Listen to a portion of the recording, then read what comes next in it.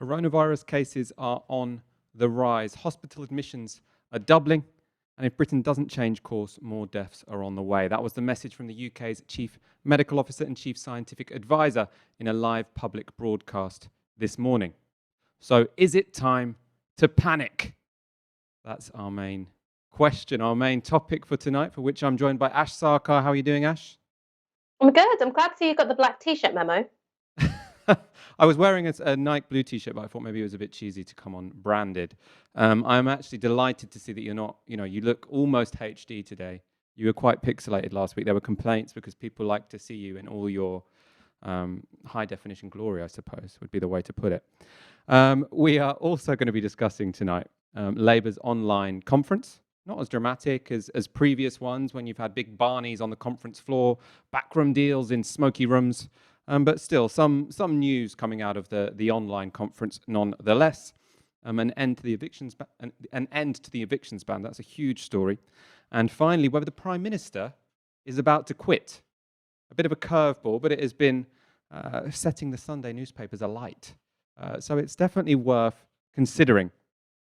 As ever, tweet your comments and opinions on tonight's discussion on the hashtag Tysky Sour and share the show link. First story. Today, Chief Scientific Advisor Patrick Vallance and Chief Medical Officer Chris Whitty gave a press conference warning that Britain was heading in the wrong direction on coronavirus. Let's take a look. In the ONS study, it's now estimated that roughly 70,000 people in the UK have COVID infection,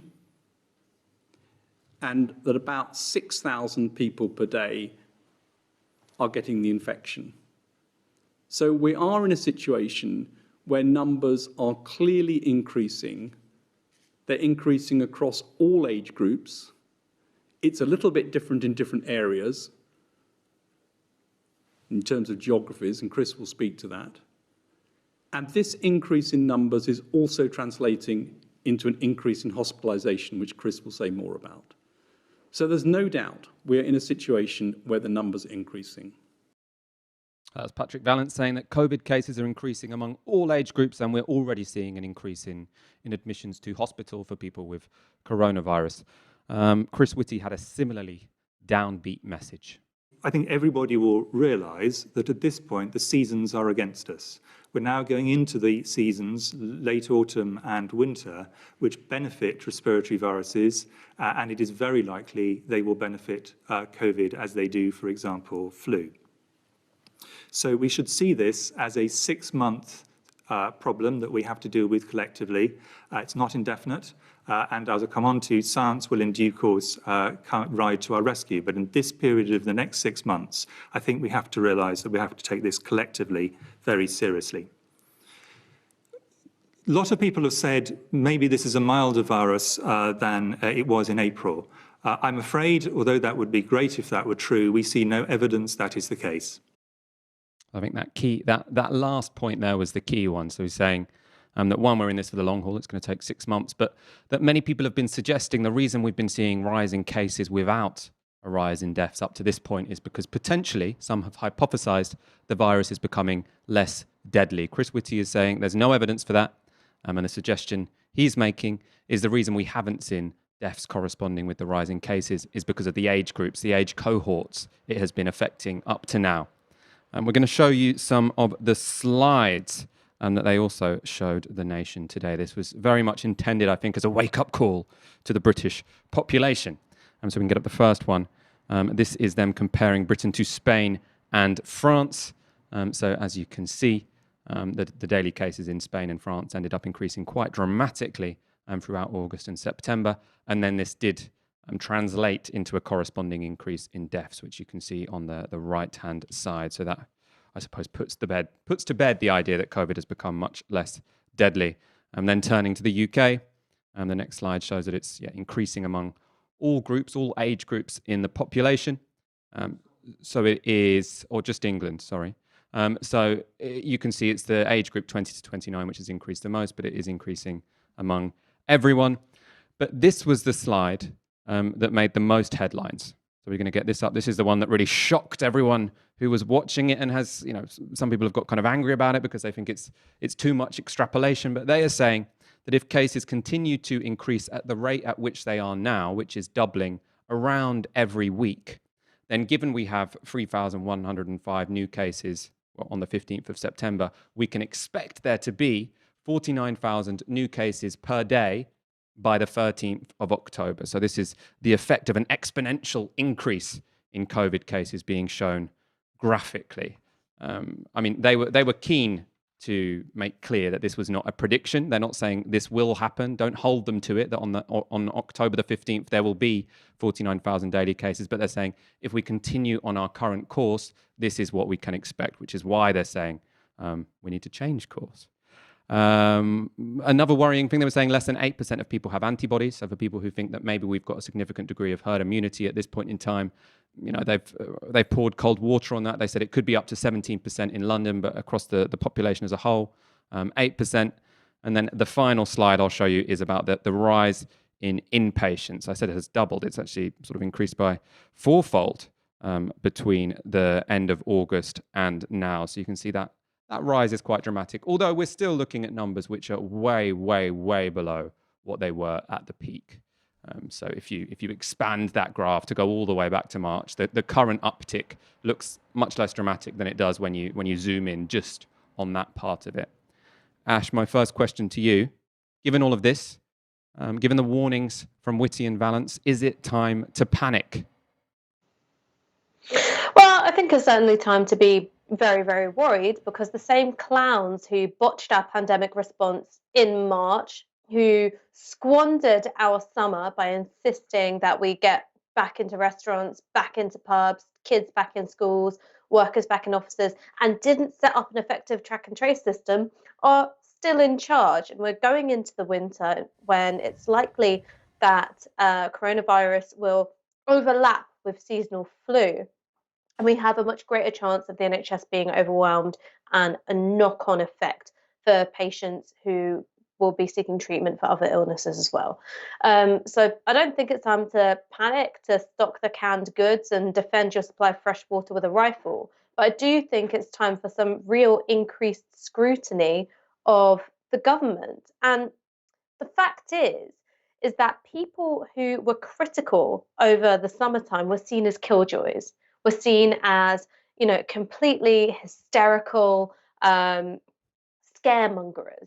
And it was allies of Boris Johnson, you know, in the comment pages of the Telegraph and of the Times, you know, in the Spectator, who were saying that the lockdown left wanted nothing but to, you know, foist everyone into seclusion again. The very basic argument that the reopening of the economy should be contingent on one of two things. One is either completely suppressing the virus, or the other is having a really effective test, trace, and isolate system in place. That wasn't taken seriously as an idea. And I think that created the latitude for the government to pursue some of the decisions which have helped us to arrive where we are.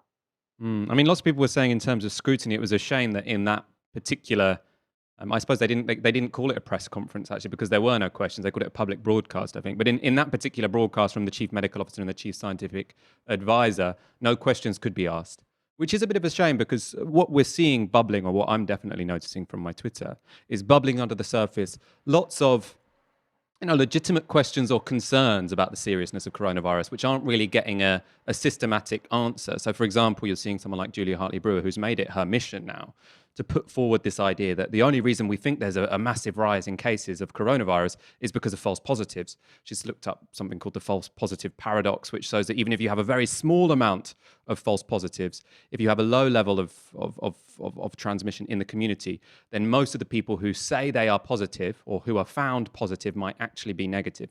The problem with this, and why it's being ignored, you know, by the people at the top, is because there are very few false positives, and the ONS study is showing that the number of people who are testing positive, the proportion of tests which are coming back positive is increasing, and the number of hospital admissions is increasing. So lots of the sort of denialist, kind of cranky, but from the right theories which you were seeing out on Twitter, on Talk Radio, on the Murdoch Press, can be quite easily debunked. But there's a bit of a vacuum emerging, I think, both from the government and from the government scientists. Obviously, Boris Johnson nowhere to be seen. But to prevent a new spike, or to try and limit the spread, obviously the implication of that presentation from Whitty and Vallance was that we need to make it so that the doubling time of coronavirus is much longer than a week, or potentially, not at all. It'd be great if we could suppress it, but I think they'd probably settle for it doubling every 2 weeks or every month or whatever. So we need some new measures in place. And the government announced 2 over the weekend. So both relate to self-isolation. They both are intended to incentivize people to self-isolate more effectively than they have so far. The idea is that one of the reasons why coronavirus is getting out of control is because people aren't being as strict as they should be, and when they've been in contact with someone with coronavirus, or when they themselves have tested positive. And there is a carrot and a stick.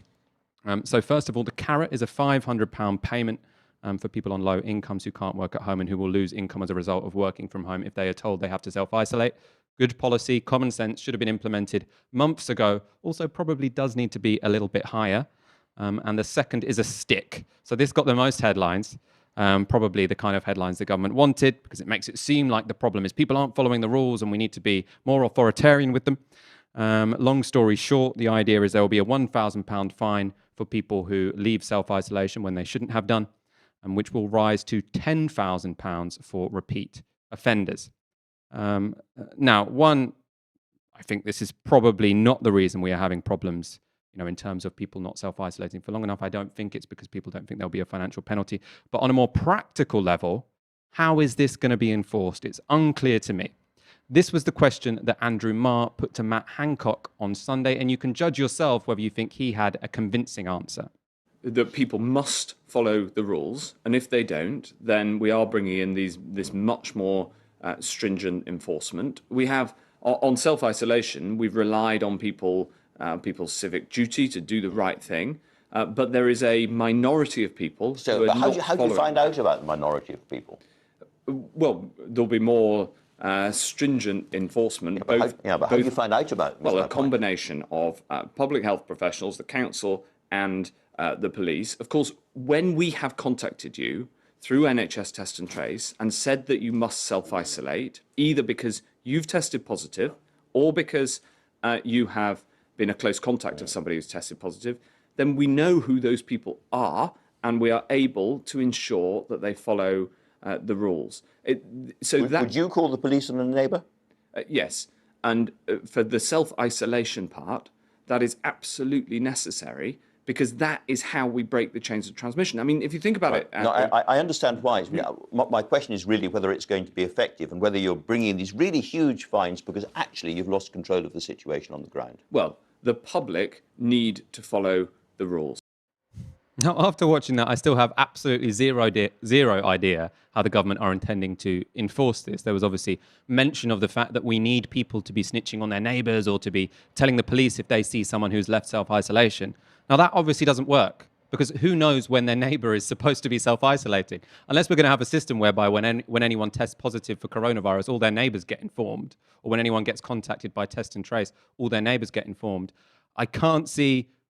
that can't work. It obviously can't work. There's no practical way that is going to find people who are breaking these rules. You could potentially implement, he didn't mention them, but you could potentially implement sort of the kind of schemes, which I think you've had in some countries, where you maybe have sort of a geolocation system on people's phones, where if they leave the house, someone gets notified. Obviously, Matt Hancock rightly said that the authorities do know who should be self-isolating because they have, by definition, been contacted by the Test and Trace system. But it seems completely a mystery to me how this is supposed to work in practice, which makes it seem much more likely that this is just about garnering headlines. And I think this actually speaks to a broader issue, which is that, one, I'm not here saying Matt Hancock should find a more foolproof way to enforce this, because even if they did implement some sort of geolocation system on people's phones, or some sort of community spying system where we knew everyone who was supposed to be self-isolated and took it upon ourselves to enforce it collectively, I don't think that'd be very nice. But if you did do that, that could also be, as well as being unpleasant in terms of the community you live in, it could have some unintended consequences when it comes to the virus. Because if you know that if you get tested positive, or if you get contacted by the test and trace system, you are going to have to stay in your house, and you're going to be, this is going to be incredibly strictly enforced. Then you actually have an incentive not to get tested and not to pick up any phone calls from an unknown number in case it's the test and trace system trying to condemn you to your home for 2 weeks. And again, I mean, what this all says to me is that, and this is a genuinely difficult problem for the government, you can't really use carrots and sticks to make people follow these rules. There is a collective action problem if you are treating people as rational, self-interested, purely instrumental individuals, in that they are going to be, if that's how you treat them, unlikely to follow the rules properly, which is why the only way, and you've seen this from countries where you have a greater sense of community, Japan, for example, the only way you can keep cases down is if you have people emotionally, intellectually, socially committed to keeping levels of the virus down in the community by following the rules that everyone else is following. And why might people's commitment to those be low in this country? Because we've had a month with the government repeating over and over and over again that Dominic Cummings was just being a good father when he broke the rules by driving across the country with symptoms, right? So the idea that you can destroy all of that trust, destroy all of that goodwill like the government have done, and then replace it with fines and carrots and sticks and a financial incentive here and a threat of arrest here, it just doesn't work. It doesn't make sense. And you do have to ask, because I want the fight against coronavirus to succeed. How can a government who has trashed public trust so comprehensively rebuild it? Ash. Well, I would just like to come in here because I do think that the Dominic Cummings drive up to Durham was a huge turning point for public trust and investment in the kind of collection action needed to suppress the virus and the transmission rates. But I also think that there's been some less spectacular interventions which have also been really key in the disintegration of this kind of social contract, for want of a better term. One of those things has been the insistence that if you are young and you don't know of a clinical vulnerability, that you are going to be fine. And that's something which was repeated from March through to the summer, when we were encouraging people to get back into the office, eat out to help out, or get back in the pub, whatever it was. It was being instilled in you that you, as an atomized agent, have nothing to worry about. And the stuff about the chains of transmission, about the potential of surface contamination to, pass on the disease when you yourself are asymptomatic, those things were really downplayed. And the reason why is because it served a particular economic purpose, right? It was useful at the time to encourage people to forget about Nana and get straight back into Nando's.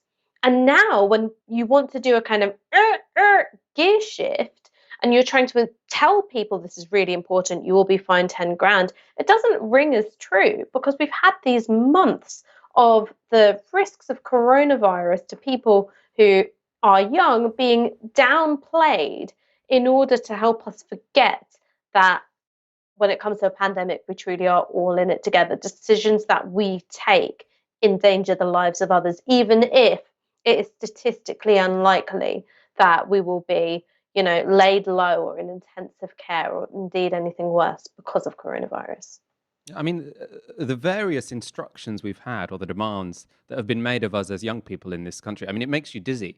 So back in March, you remember, we were almost told, we basically were told that you should probably try and go catch the virus, as long as you don't then go and shake hands with an elderly person or someone with a severe clinical condition. What we need to get over this pandemic as quickly as possible is herd immunity, which means fit people have to go and get the virus. Then we're told, oh no, we have to lock down, everyone has to lock down. But it does seem like the young people are breaking the rules a little bit more than everyone else, even though at that point in time it was incredibly marginal. Then what happens is lockdown ends and they say it's your national duty not only to go back into work, to traipse back into your office, even if it's completely unnecessary, and to go on the underground on rush hour, but it's also your duty to go out and get meals, sitting in restaurants in incredibly social places. And now suddenly it's your fault for going out to get meals, that old people are dying, and if we do see a second spike, the problem isn't that the government have had a completely incoherent response to this because they've never worked out what they want to do. Maintain the economic status quo as it currently exists, or prioritize public health. They've flitted between the two in a way which, is incredibly disorientating. And now who are they going to try and blame? The people who should be blameless, which is with the general public on this, who have just been completely confused following all of these different demands at different times. And it didn't need to be like this. Ash, any more thoughts on coronavirus before we go on to Labour's virtual conference? Yeah, and one of the things I want to talk about is the knock-on effect this complete dereliction of duty and leadership by the government has had.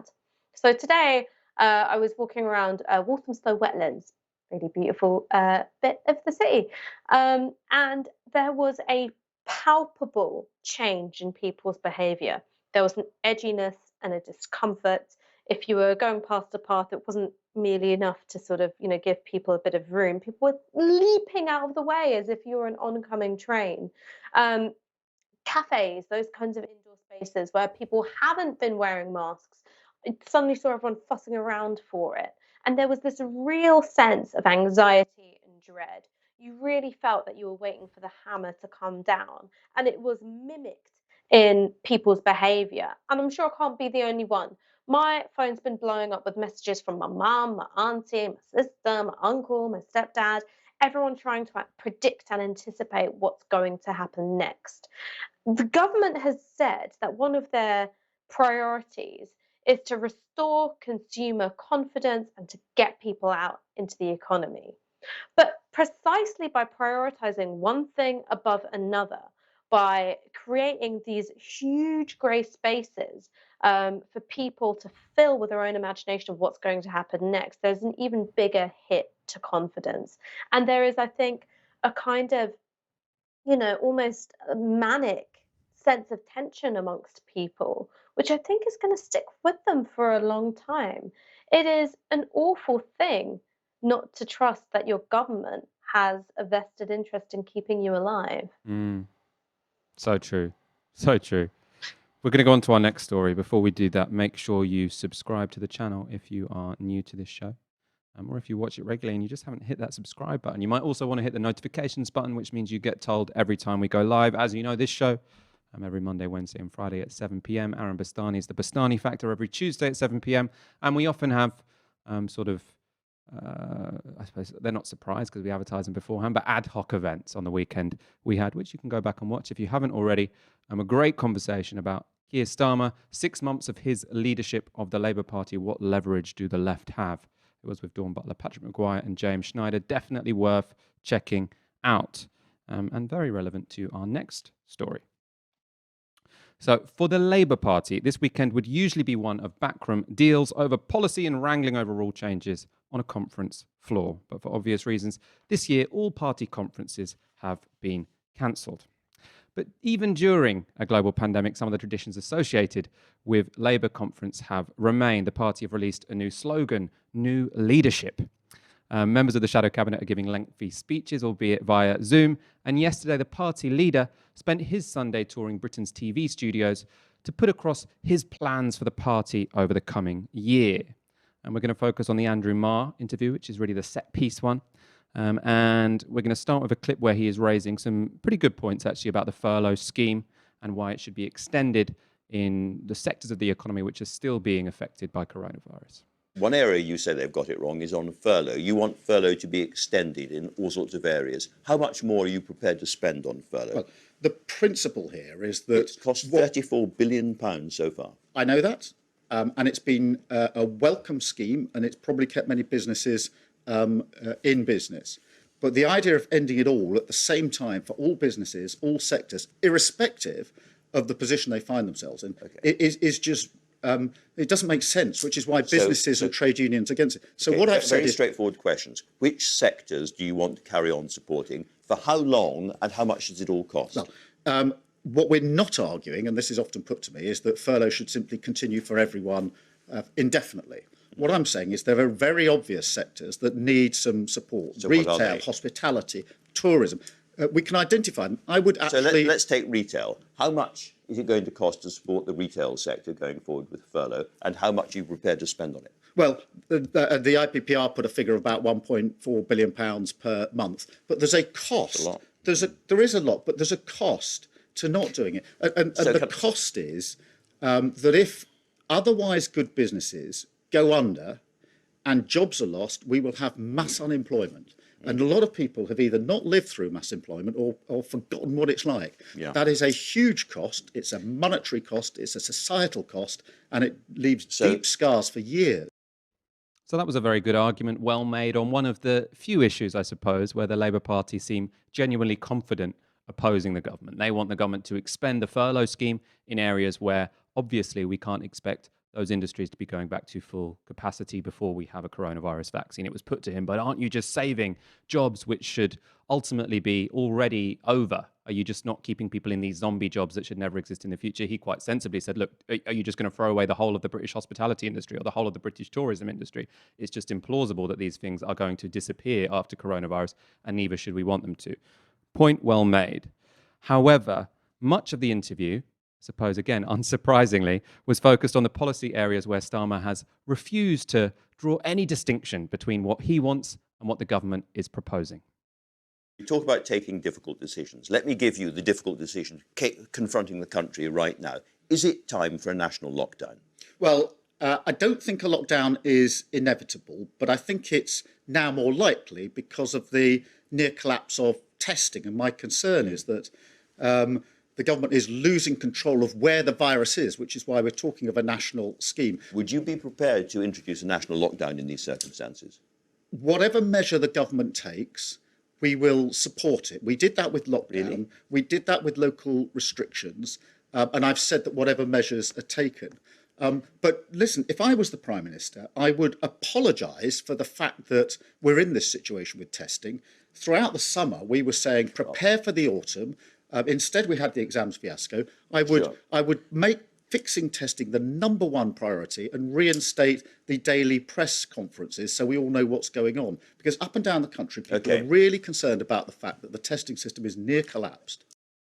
Whatever measures the government takes, we will support it. Now that's a blank check there, isn't it? You could even hear that Andrew Marr was surprised. But I was like, really? Really? Whatever they do, you'll support it? Ash, I want to bring you in. I mean, this here is kind of taking the concept of constructive opposition, which does seem to have been fairly successful for the Labour Party, to ridiculous degrees. Whatever they propose, we will support it.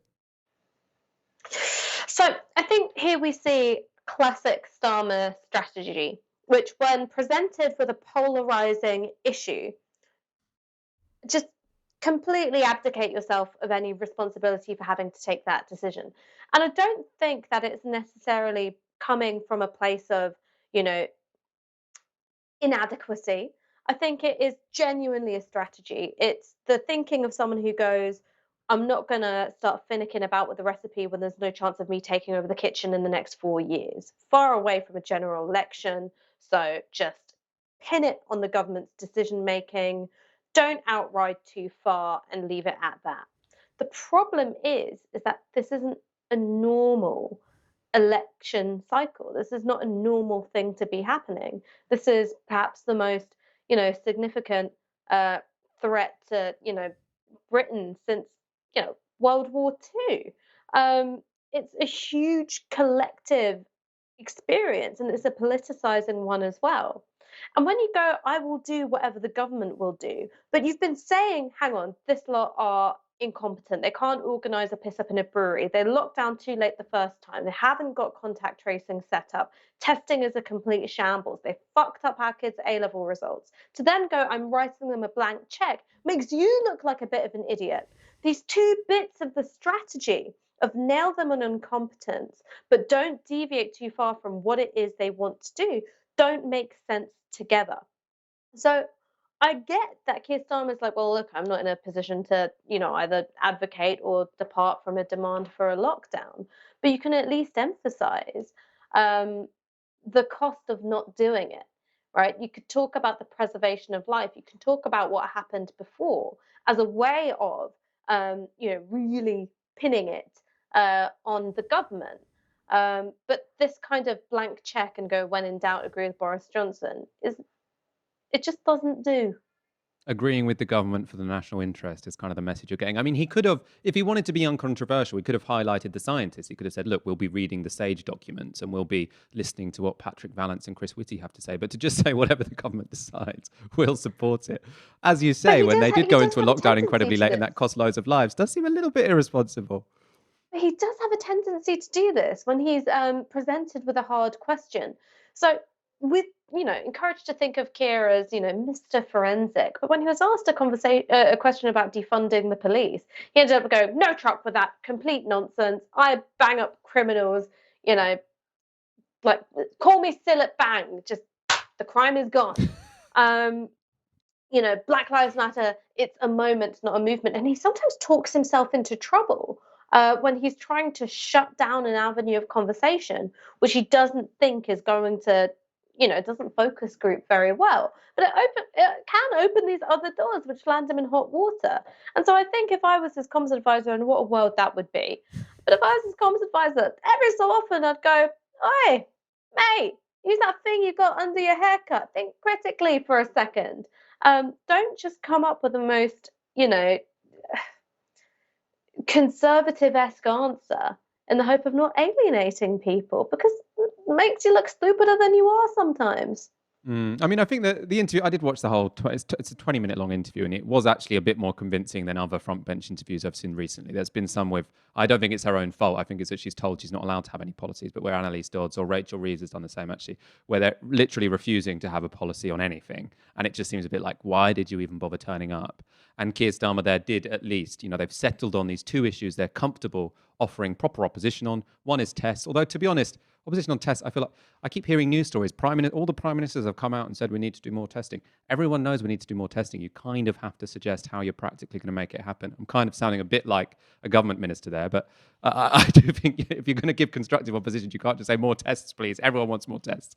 But the furlough one, that is concrete. It's a concrete area of disagreement, and it probably will play well for them, as well as being an important policy difference. I think they could be louder on a bunch of other things, especially housing, which we're going to get onto.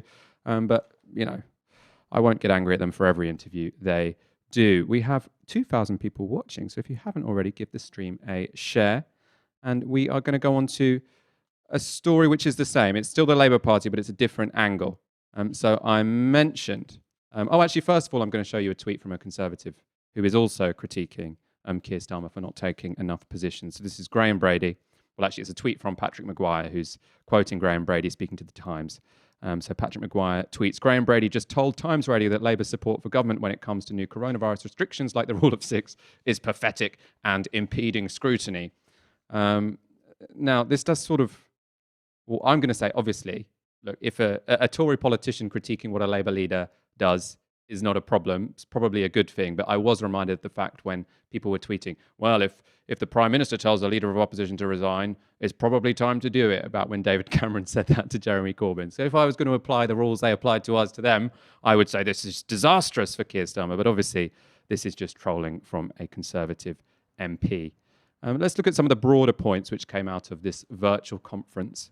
And lots of them revolved around sort of strategy, and especially the Labour Party trying to put, or Keir Starmer trying to put clear water between himself and Jeremy Corbyn.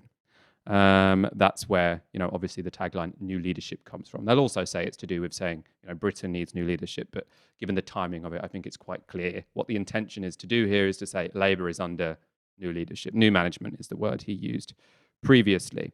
And this was most graphically demonstrated in The Sun on Sunday. An article by Bridget Phillipson, who is the Shadow Chief Secretary to the Treasury, was illustrated with this picture of Keir Starmer looking kind of disgusted, actually. And it says, "Under new management, you can't do much worse than the last lot." The article itself, I read the article, it's fairly inoffensive. It just says, they want the government to succeed on COVID because they want Britain to succeed, highlights that there are two areas that Labour have chosen for criticism, which is the furlough and the failed testing system, as I just spoke about. But it's particularly that headline and that image that won't go down with Labour members. One, because it's obviously, trashing a leader, which many Keir Starmer voters, in fact, had a great deal of respect for. Obviously, we did as well. And the other issue is, I suppose, the more basic one, which is, should a Labour frontbencher be writing in The Sun? I have some opinions on this, but I'm going to throw it to you first, Ash. Do you think that, the defence of it is obviously that the Labour Party need to speak to voters who haven't been voting for them, and they need to speak to all of them at every opportunity? Do you think that justifies writing an article in The Sun, especially one that ends up having, a headline which is so disparaging of a Labour leader who so many members have a great deal of respect for? I mean, look, personally, I would never have anything to do with The Sun, ever. And I've got the luxury of saying that because I'm not the leader of one of the two largest political parties in the country. I don't have to win any elections. But from a standpoint of morality, I don't think there is anything redeemable about that rag. The sticky place that Keir Starmer finds himself in is a print media environment which is so skewed to the right in terms of, readership, circulation, and all the rest of it. And those things have an impact on your broadcast media environment. There was one study from 2015 which suggested that over 60% of broadcast news stories have their origins in right-wing papers. And I imagine that's gotten a hell of a lot worse now. So if you don't play ball, you've got to work out what else it is you're doing. And I think when it comes to the perspective of Keir Starmer, if you think that he's going to adhere to any of the values espoused in that leadership campaign video where talked about the whopping strike and all of this, you are I've got a lovely bridge to sell you in Brooklyn. What he is someone who has taken a strategy and taken a line, and that line is it's no good trying to increase your voter turnout and win over that pool of non-voters who are working age and working class over to the Labour Party. It's not going to happen. If you want to have a snowflake's chance in hell in 2024, you've got to go for those socially conservative voters who Labour lost in 2019 and who've been gradually abandoning the party really since 2001. That's the view of Keir Starmer. That's one of the things that's espoused by Claire Ainsley in the New Working Class. That is the approach. And I think the job of the left, not through needling, not through being nice, but through a combination of demonstrating the effectiveness of this kind of organising and also utilising whatever hard leverage you have within the party, is to say, no, actually, there's a different electoral strategy here. And we'll show it through the organising we do that is effective, whether that's workplace organising, community organising, whatever else it is. The problem is that the left hasn't done that. And it hasn't done that in the UK. It hasn't done that in the US. There hasn't been an example of that kind of organising which has been able to produce a turnout of young working class voters which can compete with those high turnout groups. And unless the left can do that, you are going to see Keir Starmer or any other Labour leader kowtowing to the whims of the Murdoch media empire because there isn't anything else you can do. And I think what that shows is a need to deepen the kind of organising that the left do, to sharpen the tools we have at our disposal. So cutting off the Sun, a hateful, deceitful, poisonous rag, becomes a viable option. Because if you're the Labour leader following Jeremy Corbyn and you're like, effectively, you were defenestrated because of an unholy union across all sections of an increasingly right-wing media, you wouldn't want to say no to the Sun either.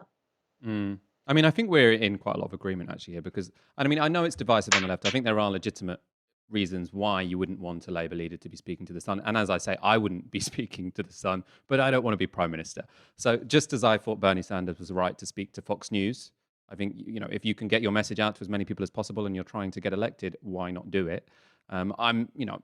Personally, I don't have a problem with Labour frontbenchers writing or speaking to the Sun. One thing it does remind me of is how sort of, I suppose, kind of misleading or a bit pathetic some of the Keir Starmer campaign was, because do you remember when, I think it was in the first hustings, he sort of stood up and said, what I can guarantee is I will never speak to the Sun newspaper in this leadership election. And obviously it was framed in such a way that he hasn't actually broken that promise, but it was a meaningless promise. Why would you speak to the Sun during a Labour leadership election when Labour members don't read the Sun? So there is something that doesn't sit quite right. But as I say, I'm not annoyed personally that they've written for The Sun. I think get your message out in as many angles as possible. Where my concern comes in a bit more is, as you say, Ash, do they have a strategy independently from, having the support or at least the tolerance of the Murdoch press? And because that's what happened with, New Labour. I mean, obviously the leaders of that weren't very left-wing anyway. Or maybe Gordon Brown, I mean, I often think he had good intentions. But basically they decided the only way to win a general election is to get the support of the right-wing corporate press. And that meant that they had this, this massive limit on what they could achieve and what they could do. And it really shifted not only their, the possibilities of what policy they could implement, but also the direction of public debate, because you had a Labour leadership who was terrified of falling on the wrong side of the opinion of The Sun, which meant that there was no one to put forward in, mainstream society a position which was counter to The Sun. So you just had, the Tories and Tory light. And that meant that British public opinion massively swung to the right, and you can see it in opinion surveys. This is social scientific. It's not just speculation. And I am worried that Keir Starmer doesn't have the plan for either sort of adopting a policy which moves beyond what Murdoch will accept, or what's he going to do when Murdoch turns against him? Which it's too early to say whether it's inevitable. But if he wants to get elected on the kind of platform that is absolutely necessary to avoid climate catastrophe and to sort of espouse the kind of values he put forward in that leadership election, he's going to have a second option. And before I go to you, Ash, I just want to bring up one tweet. This is from Sienna Rogers. And again, it speaks to the fact that they might not have an alternate strategy. So Sienna Rogers writes, Corbyn's team and Momentum used to talk about reaching 1 million Labour members. So this is graphic 5B. No such target is being discussed now. The view of the new leadership, making our own echo chamber larger, is no substitute for knocking its walls down. So the quote in there, making our echo chamber larger, is no substitute for knocking its walls down, is from Bridget Phillipson, so the same person who wrote that article in The Sun. So we can see there really an attitude which is to suggest that, the ways which Corbyn's Labour experimented with to try and, override or overcome opposition from the corporate press, for example, social media, which in 2017 was quite effective, is not only being recognised as not enough, which the 2019 election showed it is not enough, but it's being completely disparaged, it's being dismissed altogether. Ash, do you think that's a fair analysis, that they are not only recognising that the Corbyn strategy wasn't enough, but just destroying it altogether and getting rid of even the parts of it that should be kept, even if you are a moderate social democrat as opposed to someone of Corbyn's politics? This isn't even about Jeremy Corbyn. This is about the Tory party fundamentally. The right have understood that you can't just bank on mainstream media, and this is despite having an absolute stranglehold on it. They've actually got a fairly sophisticated understanding of the social media environment, both in terms of what we see above the surface, Facebook, Twitter, that kind of thing, and also closed Facebook groups, WhatsApp, chain messages, all of this kind of thing. And it's a way of, having a kind of above and below approach to, refashioning the political culture and common sense of this country. And the Labour Party have always struggled, I think, to come to terms with new forms of media. Momentum in 2017 did it very, very well. But when it came to having that kind of support from within the party in 2019, there wasn't actually a strategy, and it was all over the place. So it's not even the case that, there was too much emphasis placed on social media by Jeremy Corbyn's Labour Party. In that iteration, there wasn't a coherent strategy for it anyway. And Keir Starmer, I think, by saying we're going to play this game the way that the Conservative Party are going to play it, we're going to park our tanks on their lawn, and that means the Telegraph, and that means talking to the Sun, and that means doing stuff in the Daily Mail. Well, you're actually not playing the game the way they're playing it. You're avoiding half of the battlefield. Obviously, I agree with all of that. It was very well put, Ash. We've got over 2,000 of you watching. Please like the video. It helps us with the algorithm. We're going to go on to we've got 2 more stories for you. We're going to go through them quite quickly because we're going to end on the dot today. Our next story is relative to the last, because I can see, from my own Twitter feed, there are lots of people getting very annoyed at the Labour Party for not being the organisation they wanted to be. So people who were saying, when it was Corbyn's party, they'd back social movements. When it was Corbyn's party, they'd take on the Murdoch press, and they're not doing it anymore. Now, I think that frustration is completely legitimate, but sometimes I feel like, what did you expect? What do you expect them to do? They have a different strategy. They have a different project. Would it be more productive to, as I do, keep my Labour membership so I can vote in the NEC elections, but really, focus my attention on something else? For us, it's building alternative media. Please go to novaramedia.com/support. For other people, it's grassroots activism. And is there a need for it right now? And this is especially the case when it comes to housing campaigns. And that's because from today, the eviction ban is over. So as you'll remember, the government back in March, when they introduced the lockdown, so they understood that many people's incomes would be dramatically cut. They said, or made it law, that landlords would not be able to evict tenants in arrears. They didn't sort out how those arrears would ultimately be paid off. So it was a sort of short-termist and fairly unstable policy position. But for a while, it did mean that people weren't turfed out onto the streets. That's ended today. According to Shelter, the ban elapsing could mean 230,000 people are at risk of eviction. That's how many people are currently in arrears. And if there is a need for a mass housing movement, for a mass housing eviction or resisting of eviction movements, we can learn from organisations which already exist: Acorn, Manchester Tenants Union, who've been on the show, and London Renters Union. They've all been organising throughout the coronavirus crisis. I spoke earlier to someone who is an organiser with the London Renters Union about what they've been doing so far. So I spoke to Miriam Kane about what particular kinds of action they had been undertaking during the lockdown.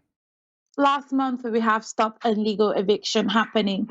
One of our members that live in Southwark has the estate agent threatened them to come over to their flat and change the locks, which then itself is illegal, right? We had less than 24 hours to gather all other members to show solidarity. We work on a basis of peer support and solidarity. We had at least 10 people, more than 10 people, actually end up turning up on a short amount of time for 10 a.m. to his flat. And we end up having a lawyer there as well. We end up having a member to be talking over the phone to the state agent, and they end up backing down. They never turn up until to this day.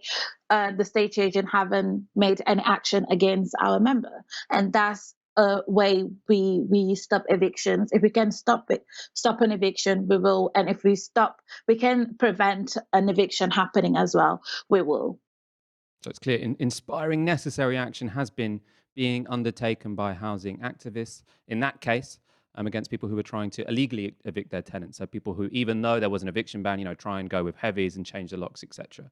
But obviously the problem that confronted me there is that whilst I can see how it's not easy, I definitely shouldn't say it's easy to resist an illegal eviction. I think it's incredibly difficult to resist an illegal eviction, but it's easier than evicting a legal eviction when you've got the police on the sides of the bailiffs, the police on the sides of the people who are kicking people out of their homes.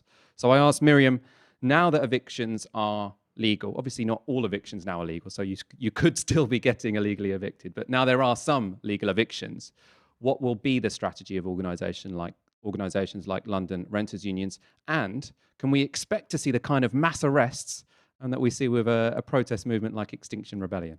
Try to do as safe as possible we can, but we will make that political choice of not letting our member down and not letting anyone going through that on their own. It's our duty to protect each other. It's our duty to be there for each other. Clearly, the government, the elected representative that's there to do so, they're not doing it. So therefore, it's our duty as a community to come together and protect each other. If that means maybe having to be arrested, but we will definitely make sure that safety is at the front of what we do. But we won't let any members going through that alone. That was Miriam Kane from the London Renters Union. Ash, I want to put this to you. I mean, obviously, I mean, we're going to agree there's a need for a huge active housing movement, but it will be, interesting to see how this develops when there are legal evictions. Because as far as, I can't really remember situations where you have had, people literally resisting bailiffs come forward when they're backed up by the police. I know when I used to be a bit more involved in sort of the squatting movement, you can sort of resist the first attempt at eviction when it's by the bailiffs, but then they can get a court order and the police come along and it becomes, much more complicated. And it will be interesting to see what form direct action against evictions takes in this country. It's going to be all about scale. So where you have had a very successful and very militant housing movement is, of course, in Spain. And this actually became a real hub for wider political organising. It was often led by people who weren't, the usual suspect of activists like me and you, Michael. It was often people who were themselves parents, many of whom were immigrants. And it was a way of organising within the community when there were huge waves of evictions following the financial crisis. It became a real, lightning rod for left-wing activism. So if London Renters Union and Acorn are able to scale very quickly, and there's going to be no shortage of a need for the kind of work that they do, it is possible to have a bigger political movement which is anchored within communities, which is possible to change how the law will work. It will exert its own form of political pressure.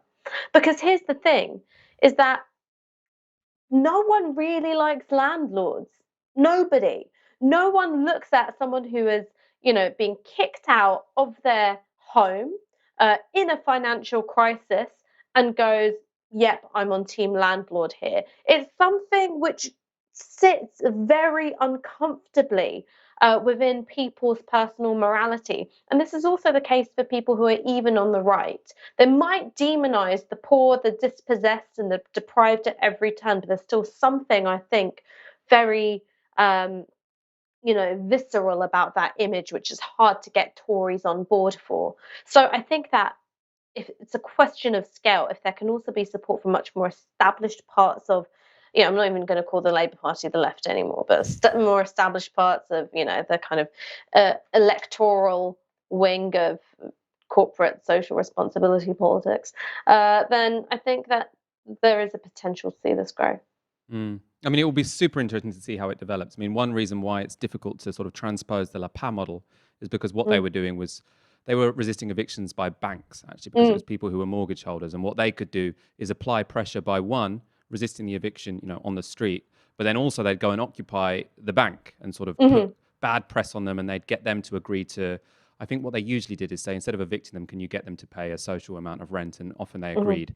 And with our, incredibly chaotic, dysfunctional housing system, where people often live in homes, owned by someone who owns 2 homes in London and lives in the home counties, what are we going to be doing? Camping outside just semi-detached houses, saying, can you stop evicting your tenant, and embarrass them in front of their, Henley neighbours or something like that? It's all going to be very bizarre. No, I definitely agree with you, right? There are differences in these contexts, and the ability to wield collective power like that, I think, is a major difference. But I think making evictions a flashpoint of political activity is possible to exert pressure. It's definitely a story we will be keeping an eye on. We're going to rush through our last story. And it is a big one, though. Is the Prime Minister of the UK going to quit? People are speculating about it, right? So there is increasing speculation in Westminster that Boris Johnson is considering quitting as Prime Minister. Actually, you know what? I'm going to start this one again because I think this is going to be a clip. And I didn't do the gap that I'm supposed to do. There is increasing speculation in Westminster that Boris Johnson is considering quitting as Prime Minister. It comes as the Tory leader has been getting a hammering in the Tory press. So this week's edition of The Spectator, the right-wing magazine that Johnson used to edit, led with the question, where's Boris? On their front page this week. So Fraser Nelson writing about a government at sea. In The Sun, True Blue Tony Parsons has described our coving testing system as the greatest national humiliation since Suez. And so that was this weekend. And The Times, like The Sun, owned by Rupert Murdoch, has suggested in a recent leader that there are growing doubts about whether the PM is up for the job. This is not the praise that Johnson craves and that which he is used to. But details, it's not just that we can speculate, he doesn't like headlines, so he's considering resigning. There are sources quite close to Boris Johnson who says that this could actually be on the horizon. So I want to go to another story in the Times, this one sort of detailing why people around Boris Johnson have doubts that he really wants to do the job. So the headline is "Overburdened, Underpaid and Misery on His Face, Boris Johnson Gets the Blues." The subheading, "Weighed down by the pandemic and personal issues, the Prime Minister is appearing ever more downbeat."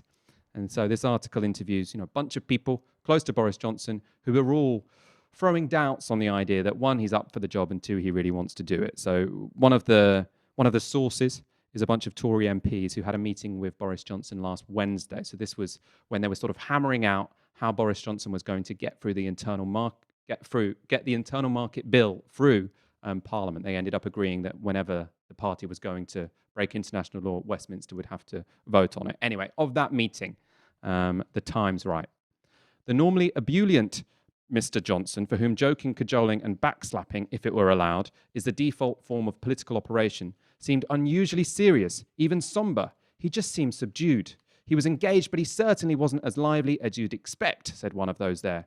"You can speculate. Does that go back to the illness? Is it the weight of responsibility, or is it maybe just a recognition that he's not always very well briefed on things? Most likely it's some combination of all of those." So there's this idea, he's not really up to it. But there is a more eyebrow-raising concern which was put in there from a friend of Boris Johnson. Let's get this one up. "Those in contact with the Prime Minister, both friends and colleagues, say he is finding aspects of the job extraordinarily tough. They are concerned that Mr. Johnson's long-standing tendency for dark moods is being exacerbated by the pressure he is under. On the personal front, they say, Mr. Johnson, 56, is worried and complaining about money. He is still supporting, to different degrees, 4 out of his 6 children, has been through an expensive divorce and had his income drop by more than half as a result of fulfilling his lifetime ambition."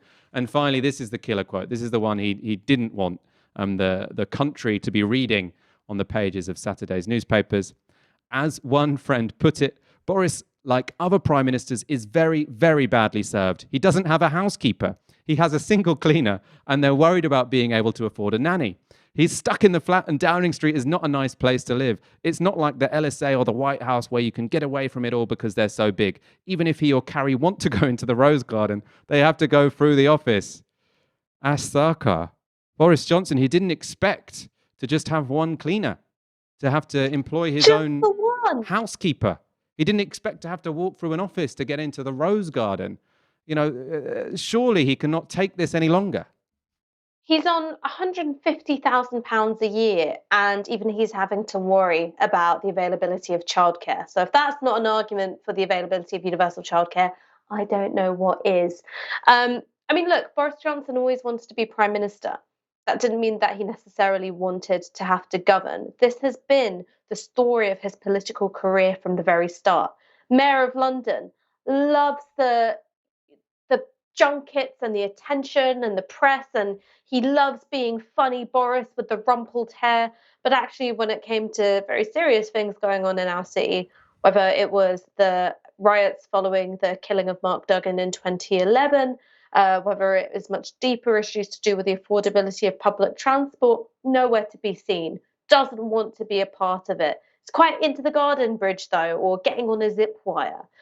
He's fundamentally an unserious person who's driven by narcissism and a pathological desire to occupy the spotlight. And this is just me speculating. I think it's got a lot to do with how he was raised. The Johnsons are an absolutely abominable clan. Can't stand a single one of them. And I doubt that was a particularly healthy environment to grow up in. Ash. I was going to say more about his whinging about having to support 4 out of his 6 kids. If you're struggling to do that on £150,000, imagine how tough it is being on universal credit, where there is a 2-child limit for the recipient of the child benefit portion of your universal credit. I mean, if he hadn't gone to Eton, if he hadn't risen up the Conservative Party, he would be the kind of person who'd be, they'd be screaming about on the front of the Daily Mail, this man complaining that he does not have enough money to pay for his 6 children. They'd be outraged. I don't think there should be outrage. I don't think we should moralize necessarily about these things, but there is a bit of a double standard here. Ash, I think I know you need to go on the dot. I do have to go on the dot. I'm so sorry. So I'm going to let you get off and get on with your evening, but it has been an absolute pleasure, as always. Thank you We'll for have you back hosting. on Monday. All Even right. higher definition, I hope. That was Sarkar, who I promised would be able to leave at the dot on 8 p.m. And I am someone who keeps to my word. I suppose just to close on that Boris Johnson story, I mean, it's the kind of story that can only be written about someone who doesn't really believe in anything, right? Because you can imagine, if Jeremy Corbyn became prime minister, he wouldn't be considering resigning because he doesn't have enough money for a nanny or a housekeeper, or because he has to go through into a garden to, he has to go through an office to get into a garden. The only reason you can imagine Jeremy Corbyn resigning is if he thought that his position, his role there, was not the position he could take, which was most likely to bring about the kind of social change in Britain that he wants to see. There was a political project, and his career was a means to an end to achieve it. Whereas with Boris Johnson, he's been at the front line of public life for decades. He's risen to the role of prime minister, and still no one can really say what he believes in. And I do find that quite phenomenal, to get so far in politics without having an obvious project. And no one in that article, I recommend you do read it. It's quite entertaining, even if some of it's quite ridiculous. No one in that article is saying the reason Boris Johnson is considering resigning is because he thinks he's already achieved what he wanted to achieve, or he thinks that he's not the best person to take forward his particular project, because he doesn't have any project whatsoever. The guy became prime minister because he's an egotist, and he wanted to, say he got the top job after leading the Oxford Union. He went on to become prime minister and sitting 10 Downing Street. And now it's not as entertaining as he thought it would be. He wants to resign. Politics doesn't seem to come into it at all because the guy doesn't give a damn. Anyway, I don't think we should rest our hopes on the idea that Boris Johnson is going to resign purely because, he doesn't have a housekeeper and a nanny and has to walk through an office to go into the garden. I think probably we are going to have to tolerate this man for potentially up to 4 years. I think probably most of it, potentially even more. But I hope they don't improve the conditions in Downing Street because, I wouldn't want to go through another pandemic with him at the helm. Let's just put it like that. We're going to end it there for this evening. Thank you, as ever, for watching Tysky Sour on Novara Media. As you know, this show is only possible because of your kind donations. So if you already are a donor, thank you so much. You make this possible. If not, please go to support.novaramedia.com/support. Donate the equivalent of 1 hour's wage a month. I'll be back on Wednesday at 7 p.m. Aaron will be here tomorrow at 7 p.m. for the Bastani Factor. You've been watching Tysky Sour on Novara Media. Good night.